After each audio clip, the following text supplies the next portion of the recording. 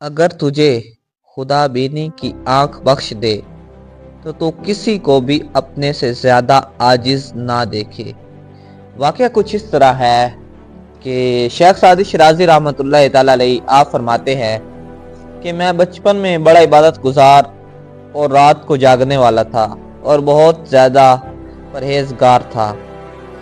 एक रात कुछ इस तरह हुआ कि हमारे पास कुछ बंदे बैठे थे, तो मैंने वालिद मोहतरम को कहा कि इनमें से कोई शख्स भी ऐसा नहीं है जो उठकर इबादत करे। तो मेरे वालिद मोहतरम ने क्या जवाब दिया, जानते हैं इस वीडियो में।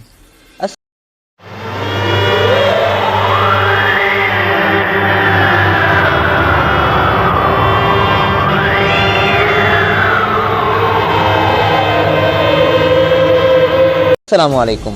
उम्मीद करता हूँ तमाम अहबाब खैरियत से होंगे। हमारे चैनल में खुश आमदीद। जिन दोस्तों ने हमारे चैनल को सब्सक्राइब किया हुआ है वेल एंड गुड, और जिन दोस्तों ने हमारे चैनल को सब्सक्राइब नहीं किया उनसे गुजारिश है हमारे चैनल को सब्सक्राइब कीजिए, वीडियोस को लाइक कीजिए और अपने दोस्तों के साथ शेयर कीजिए।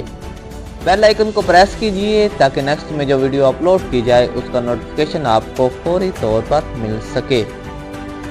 शेख सादी शिराज़ी रहमतुल्लाह तआला अलैह आप फरमाते हैं कि मुझे याद है कि मैं बचपन में बड़ा इबादत गुजार और शब बेदार यानी कि रात को जागता था और ज़हद और परहेज़गारी पर फरेफ्ता था।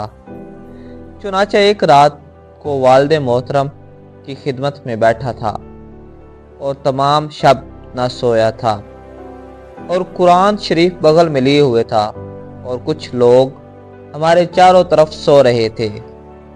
मैंने वालिद साहब से अर्ज़ की कि इस जमात में से कोई भी नहीं उठता कि 2 रकते पढ़ ले, ऐसे सोए हुए हैं गोया के मरे पड़े हैं। उन्होंने फरमाया, है बेटा, अगर तू भी सो जाता तो इससे बेहतर होता कि तू लोगों की ग़ीबत करे। अगर तुझे खुदा बीनी की आंख बख्श दे तो तू किसी को भी अपने से आजिज़ ना देखे।